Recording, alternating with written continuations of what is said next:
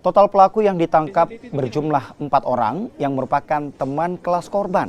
Namun dari 4 pelaku hanya 1 yang terbukti melakukan tindak penganiayaan.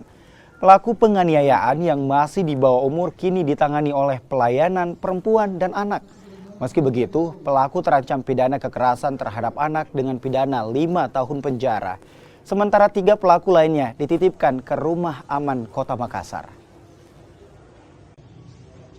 Jadi motifnya karena temannya ini, korban, itu ada seperti mengejek, tapi melalui temannya. Jadi dia menanyakan apa benar informasi ini, bahwa kalimat ini dari korban gitu. Nah, awalnya korban sempat mengelak, kemudian diklarifikasi lagi ke temannya yang seorang laki-laki, saksi, dan terakhir terjadilah itu.